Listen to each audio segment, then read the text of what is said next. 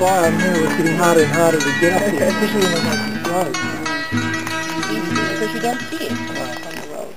You will see a sign.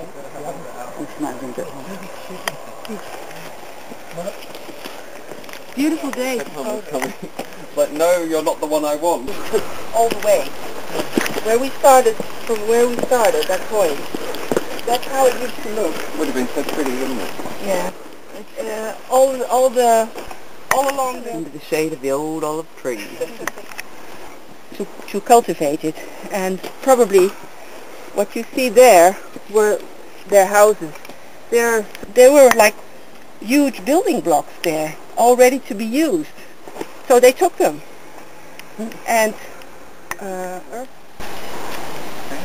so they found a lot more stuff last year. yes, they use modern techniques because the funding is a problem.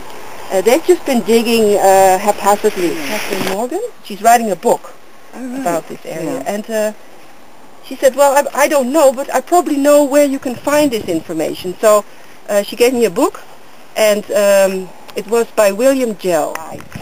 They didn't care about antiquity and Homer.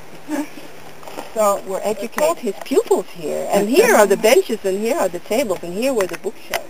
Okay, so this story about this being Homer's school stuck, and ever since then. These two structures, this one and this one here, are old rural houses, built maybe 1 or 2 centuries ago.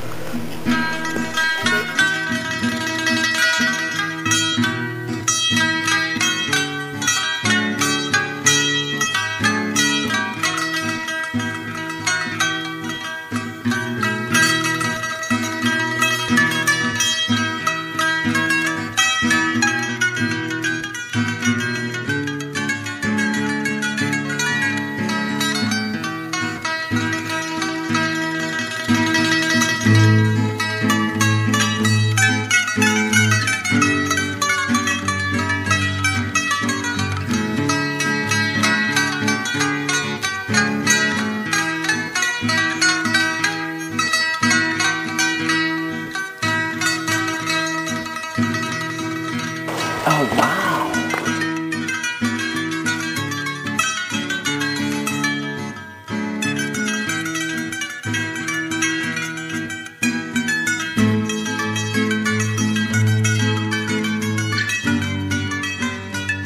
And being close to a well might be too high. Too high, yeah. Penelope was his wife, who stayed behind in the palace to choose one of them as a new husband. But she kept there to help guide him back. Is that true? Not in Homer.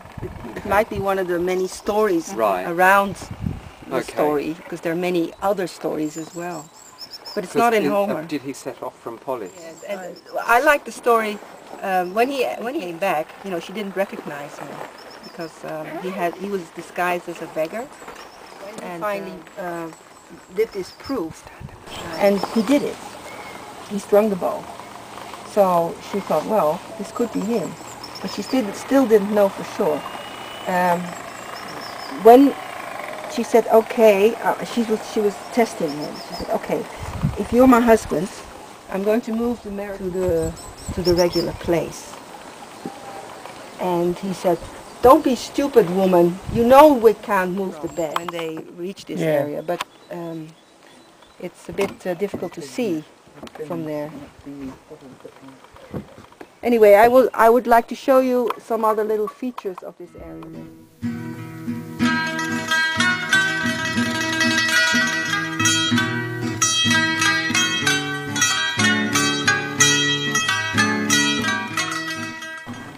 Because sometimes there's water in there, but the idea is that it is an old tomb.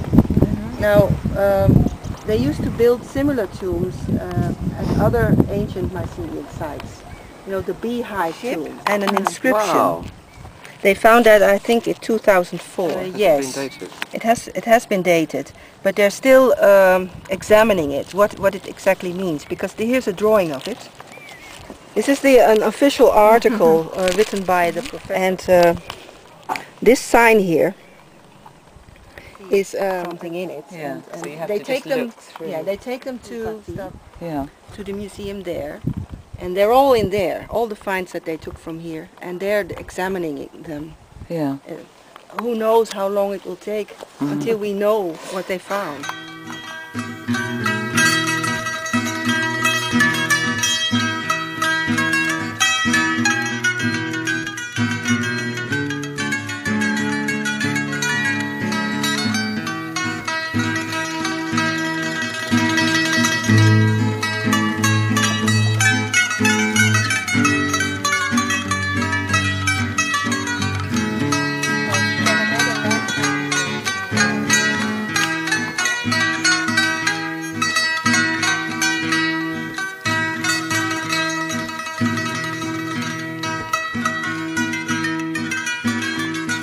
That's what I know. I've told you everything I know. Great. Everything. I bet you there's a few other things. The story started in a time when the imagination was very developed. I mean, they didn't have science yet. I mean, if they had a thunder, they would be really scared, because now we can explain what is a thunder, what is lightning, and everything. But at that time, they were scared. People were scared. Yeah. So they made up stories. The gods. Yeah. They made up stories about how to handle this, to conquer their fear. The story there's a lot of layers in the story, and one of the things that struck me is that Odysseus at some point has to decide if he wants to be immortal or not. You know, he actually, when you think about it, he spent 20 years getting back to Ithaca. 10 of those were at Troy fighting, and then the other 10 where he was somewhere having his adventures. But 8 of those years he spent with a nymph. He was 1 year with Circe, who wanted to keep him as well there, and then there was Calypso, of course, who said, if you stay with me, you will be immortal. You will live forever. The gods were everything. You know, everything was decided by the gods. You had to do this offering, otherwise your life would be miserable, and they would revenge. And he was like a human being saying, I live my own life and I'll do what I want. And that's, it's about mortality and it's about humanity. So that's what I see in the story. That's important for me.